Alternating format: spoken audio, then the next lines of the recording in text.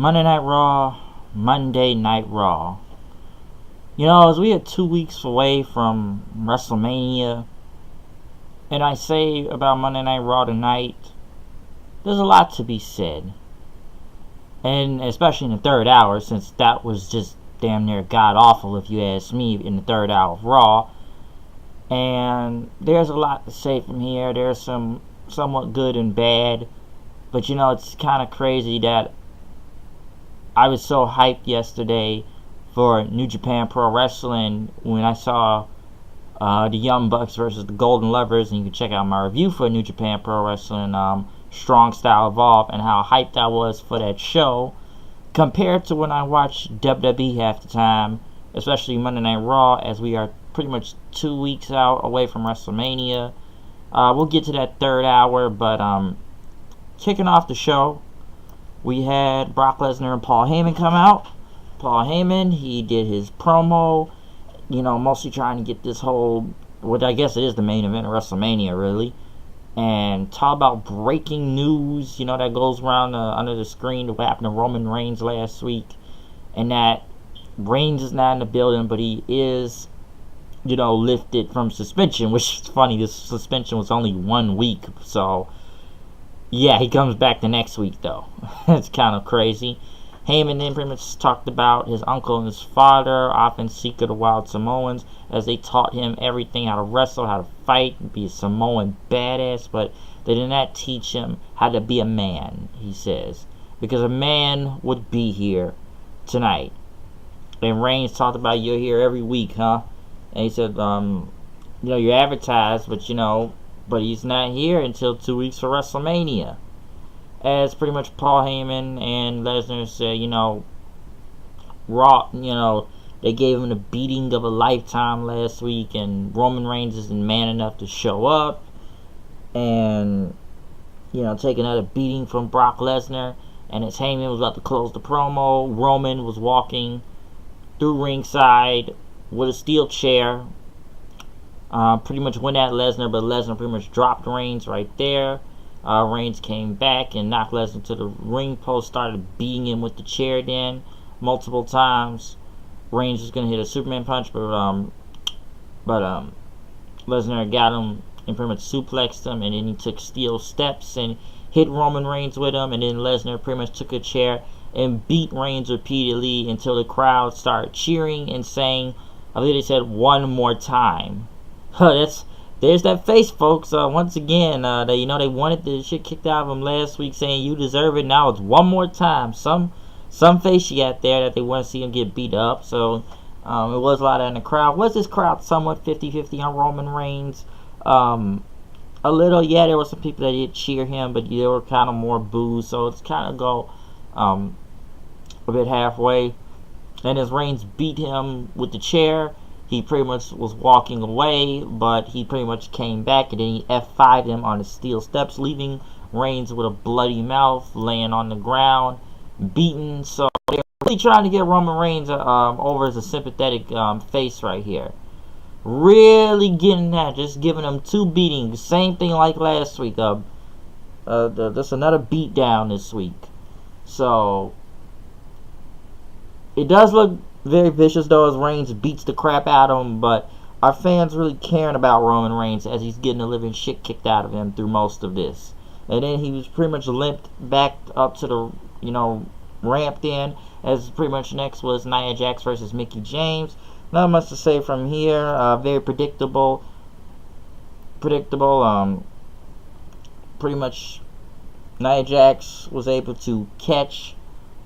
Well, yeah, I think James had jumped off the top rope, but Nia Jax pretty much caught into a Samoan drop, beating her. Alexa Bliss tried to come in and attack, but Nia Jax didn't really sell anything. Bliss pretty much ran away as Nia Jax yelled for Alexa Bliss and pretty much says, he said, I'm gonna get you, you little bitch, which they pretty much had to censor that. I do not really care for this match right here. The match was kind of whatever. What is this? Maybe I heard somebody say it was just like the second, maybe third win Nia Jax has got all this year leading into WrestleMania. Listen, I don't really care for this Nia Jax versus Alexa Bliss thing. I just want anybody to get the title off Alexa Bliss at this point. I've said this before. several times in several videos. So I wouldn't be surprised if this was a pre-show match for this title, because I don't think any of these women are that over, but the people did somewhat pop when she hit the Samoan drop. Next, we had a video package of Triple H and Stephanie, almost like the Ronda Rousey one last week. And what do I have to say about this whole video package? Okay, it's Triple H and Stephanie training, right? And they did the sit down thing. They were at the Performance Center and talked about Ronda Rousey and Kurt Angle, as Stephanie talked about Rousey's ego and that they said they're business people. And yes, they both of them did sound like egomaniacs. Triple H, remember, people, they handed Stephanie everything, but they didn't. And, they had this trainer come in, that was his name, Joe DeFranco, and talked about how Hunter and Stephanie are, they train all year, and he's worked with world-class athletes and UFC fighters, and, Triple H and Stephanie are exceeding what those athletes do. And I'm seeing Stephanie talk about Ronda Rousey and, that she's vulnerable after that interview from last week. And, Stephanie says she's grew up in a WWE ring. And, did they show her pretty much punching a bag in a heavy bag, like a boxer almost. And, like I said, they show both of them working out. And saying Rousey doesn't have any type of clue what she's in for. Triple H says, it's not UFC and MMA, this is our world. And you can talk about Kurt Angle, says, I beat him several times. Just another today. Except the stakes are a little bit higher. And that Rousey will work for them and stuff. So say they're gonna humble her and everything. We can repackage her up, and that's what's gonna happen. I look at this thing, and I've said that they tried to show footage of Stephanie from back then. When was Stephanie McMahon ever a? When was it ever a, I don't know, what's the word for this?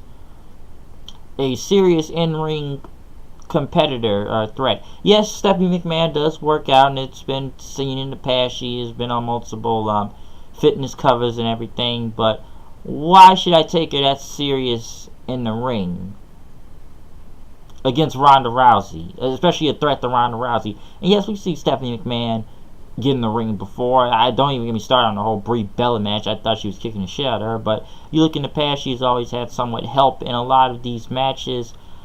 They made them both look like serious competitors. I get Triple H's, but the trainer was just trying to put both of them over. But I'm sitting there wondering, like, you expect me to believe Stephanie is that big of a threat to Ronda Rousey come WrestleMania?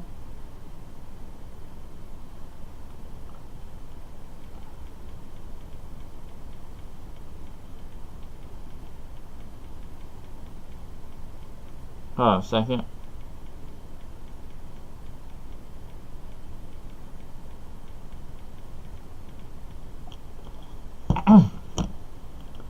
Yeah, like I said, they really trying to make it like a serious threat, but I just kind of sat there watching this whole thing. It's a good video package and everything, but they really are trying to make this a big thing, this whole mixed tag match, and I just thought it was kind of crazy that I'm just glad this isn't a one-on-one match, but they really were trying to build Stephanie as almost like a legit badass. I would say legit badass, maybe that's a little bit too far, but at least as a world-class athlete, as one of the trainers said in the video. So, yeah, they came off as egomaniacs, but I guess I'm supposed to take Stephanie seriously, that she can take on Ronda Rousey in this ring. Like, I had to kind of sit there and roll my eyes at this a little. So, don't get me wrong, she's in shape. Don't get me wrong with that, but as a credible threat inside the ring, no. The Cruiserweights, who have not been seen on Raw in a while now, since they've been doing that tournament, which the crowd looks like they do not care for the Cruiserweights, even though it's just for the big spots. And don't get me wrong, they've been doing a good job on the this whole tournament they've been doing on 205 Live. I'm not going to take away from that, because there's been really some good matches on there. It's great, but I know they had a Rockstar Spud there, Drake Maverick on commentary, but it was just kind of like a spot fest, and the crowd didn't really seem to care. Cedric and Mustafa got the win over Gulak and TJP, pretty much a lumbar check and a 054 for the win, since both of these two will face each other at WrestleMania for the Cruiserweight Championship. I don't know where this goes, but we shall see. And I'm sure people that may haven't seen 205 live in a long time look like they still don't care because the crowds are just dead as ever. And don't get me wrong, they've been getting the crowd reaction somewhat on 205 live. Not all the time, but when they put on a really great match, they will react. Next, The Miz, MizTV, MizTV, and this is Miz's hometown, Cleveland, Ohio, which was funny. This was like I laughed when he said this line, no. He said, I live in LA, which immediately people just started booing. And then he looked at Axel and Dad saying, are you guys happy? And yeah, you were, but you should not. And I can't count on them. And if you want to stay in misery, I would have stayed here in Cleveland. And pretty much Dallas and pretty much says, we're doing everything we can. But Miz says, why don't you go back to believing in yourself and catering then, and you be nothing without me. Seth Rollins then came out then after that saying, I'm not a Miz TV fan, but he was enjoying this. And Miz says, we just need something to resolve. As Rollins pretty much said, told the Mr. Raj, you're feeling underappreciated and stuff. And, when's the last time Miz has thanked both of you guys? And pretty much Rollins said, I'm going pretty much say he's going to be the Intercontinental Champion. And Miz pretty much says he's going to be the Intercontinental Champion. But pretty much both Dallas said, you're just a phony A-lister who can't fight. As pretty much Miz and Rollins looked at him, Rollins says, hey, what'd you say there, Dallas? What'd you want to say? Finn Balor then came out then, as I said, they were trying to break it up, Finn Balor, and he pretty much said, Dallas claimed, biggest jerk you ever met. And then both Dallas corrected themselves, hey, that's not what I said. I say he's a phony A-lister who can't fight. Next thing you know, Miz slapped Bo Dallas, say he's trying to motivate them, and Miz says he was 37 days away of becoming the greatest Intercontinental Champion of all time, which I still don't know what they keep saying is longest reigning Intercontinental Champion when he just won the title about over a month ago. Are we going how many times has he had the title or something? Because if it's longest reigning, I don't know what they're thinking, or I don't know why they keep addressing that. And he said he'd be better than Shawn Michaels, Randy Savage, and Mr. Perfect, but Curtis Axel did not like that since he brought up his dad's name. And as Rollins and Balor says, what do you say there? What'd you say about that? And Axel looked pissed, and Miz says, Miz TV is canceled. Okay, it's done. People chanting yes. He said, let's go. And pretty much Axel Dallas pretty much blocked Miz as he was getting surrounded, as Miz tried to apologize then. Which he said nobody wants to see this. And then next thing you know, as everybody ganged up on him. Mr. Raj pretty much came for the help then after that. Carl Anderson and Luke Gallows, the Balor Club, pretty much came for the save as Miz was by himself. He tried to go for Finn Balor, beat him with a sling blade. Seth came in, was about to say, pretty much hit a curb stop, but did not go for it. And then both of them picked up the Intercontinental Championship after that. Miz tried to sneak attack again, but after that, Seth pretty much clotheslined him out the ring.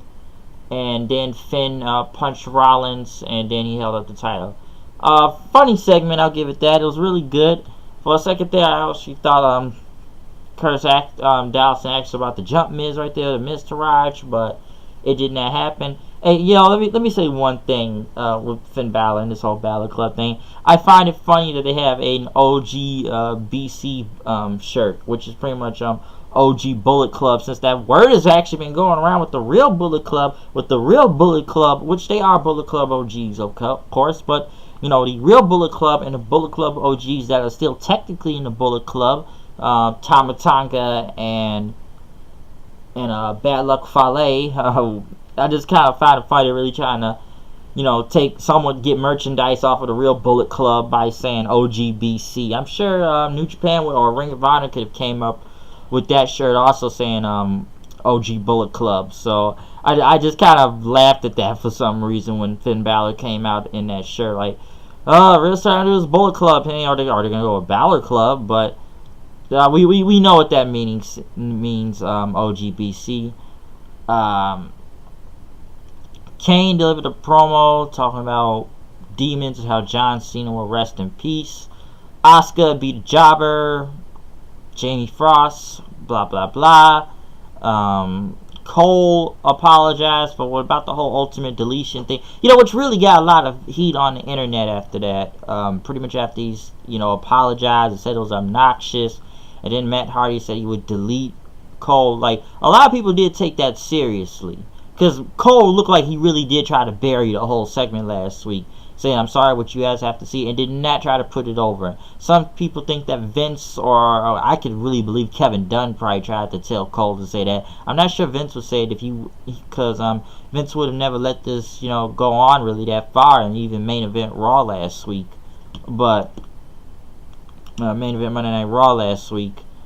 But it just looked like they tried to downplay it and make jokes about it and stuff, but it was kind of, people really did take that serious because Cole really did try to bury this whole ultimate deletion thing. So I don't know if he was fed that line. Some people think Vince fed it to him, but I don't think so. Now if Kevin Dunn did it, I would probably see why, knowing him as a weasel anyways. But I'm sorry, not a weasel, Bucktooth Beaver there. But yeah.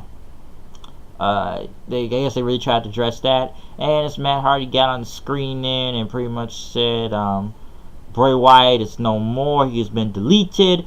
Matt Hardy pretty much says he will be in the Humongous Wonder number 8 Legacy, or pretty much the Andre the Giant Battle Royale, since they really got nothing else for Matt Hardy to do. And they probably could have waited for this ultimate deletion at WrestleMania, but I don't know. I'm still surprised it was not even played in the crowd last week as the thing was going.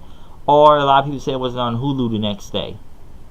So that was kind of something to say about that.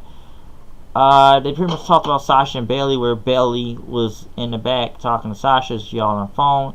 They're standing in some lockers, and Bayley said she's going to win the Women's Battle Royal. Sasha said, "What, we need to talk. I'm tired of you being passive aggressive." As Bayley said, "You taught me how to be like this."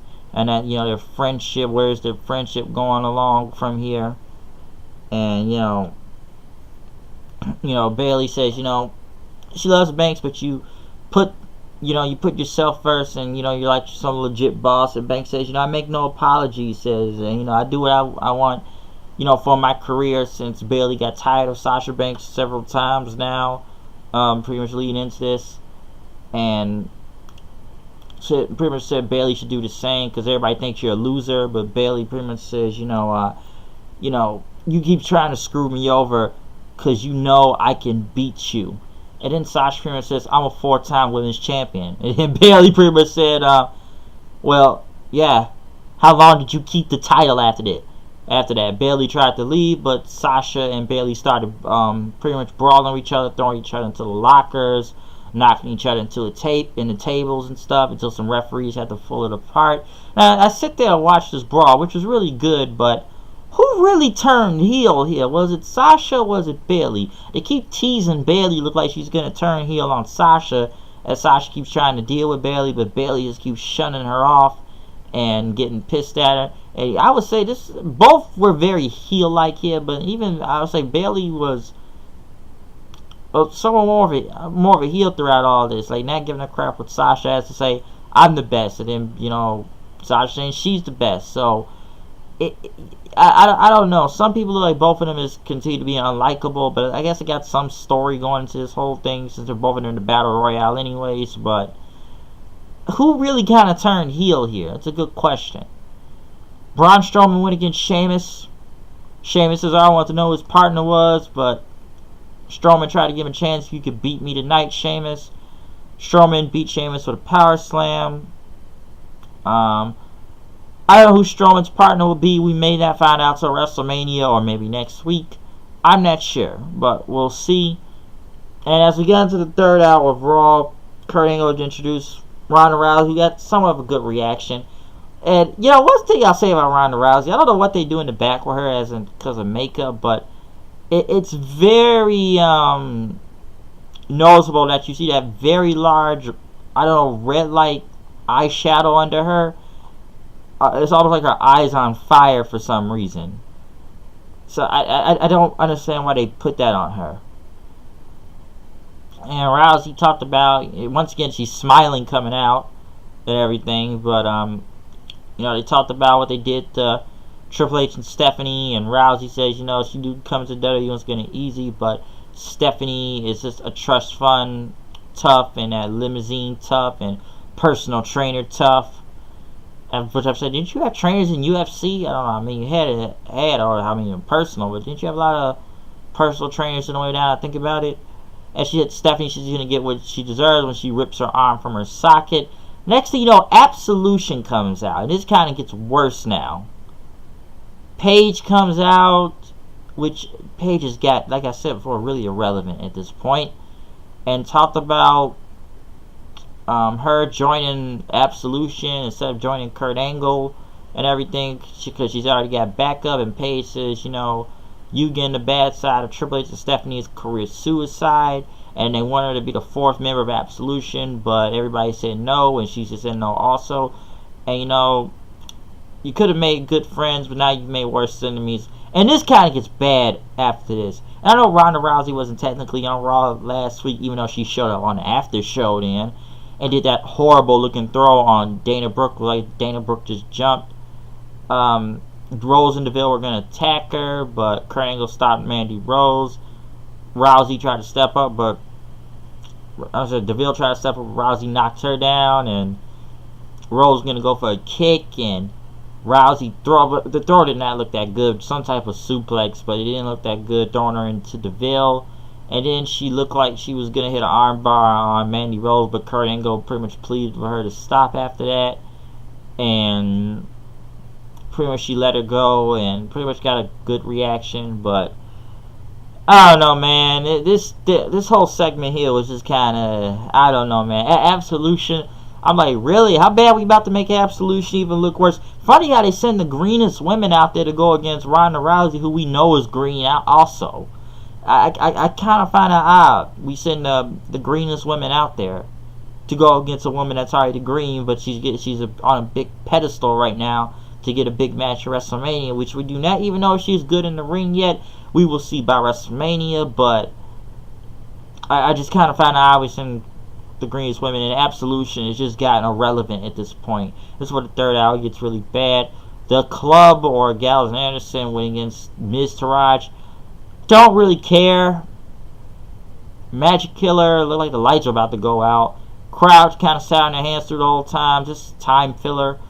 Elias, who came out and actually a loud reaction, woke up the crowd. Talking about walking with Elias, as he was at MSG, Madison Square Garden, and that Cleveland is a huge disappointment, and that LeBron James will be back in Miami soon enough once he leaves Cleveland.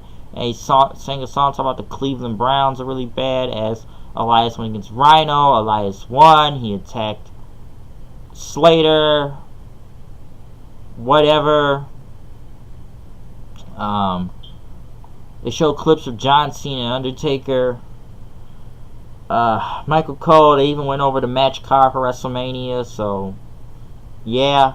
And then as we get into John Cena versus Kane in a no disqualification match, it's nothing much to say from here. Maybe a couple spots from, I don't know, them throwing with the barricade, the suplex on the barricade, Cena going through a table, throwing each other into the steel steps, and then Kane pretty much getting, John Cena imitating Undertaker moves by rising up and doing the whole throat thing, and then the choke slam, and pretty much Cena won, beat Kane with a FU through the table, and then after that he looked around saying no lightning, no bells of terror, no Undertaker, where is he, as he called him a coward. He says, where are you, and trying to be over the top out there.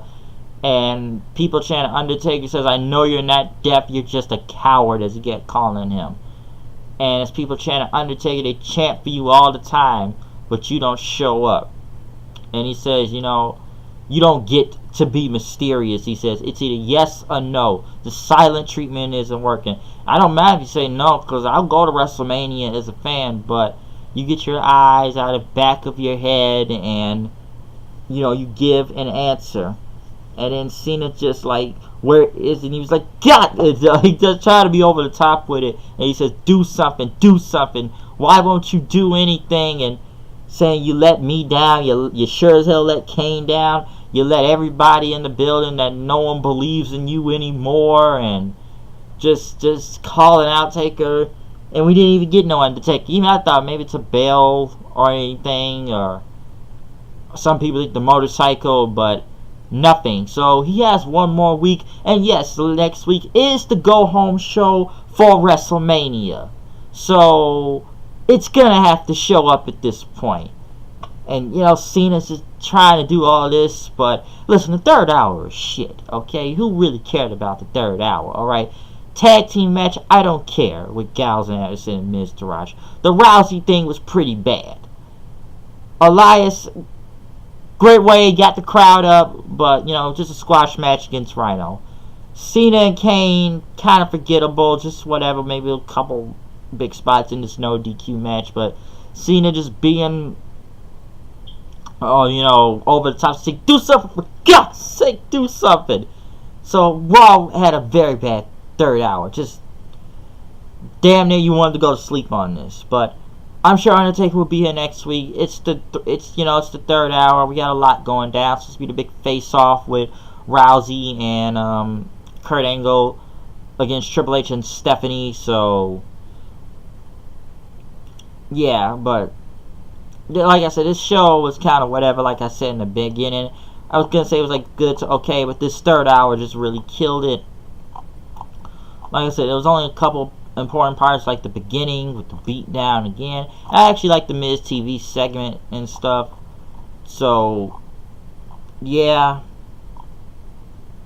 that's pretty much what happened on Raw tonight. It's not a lot of hits throughout this whole thing unless you want to go by segment or maybe the whole Triple H and Stephanie video package and stuff. The Rousey segment I just didn't care about. I already got through that. So yeah, hopefully the go home show is good next week because they're really gonna need a lead into WrestleMania. Okay, it's funny how 24 hours can change. I'm watching Strong Style evolve to Monday Night Raw tonight. Strong Style evolve. I thought that shit was fucking great, especially the main event tonight. Just kind of tonight was just feel like one of those run of the mill Raws again. Especially when you get to the third hour. That's how it got real crappy, folks. Third hour got really crappy. But yeah, that's my Monday Night Raw review. I am Mal. Comment, subscribe. Please check out my reviews. Check out my Strong Style Evolved review. So yeah, I am out of here. I hope you enjoyed this review of Monday Night Raw. And peace out. Subscribe.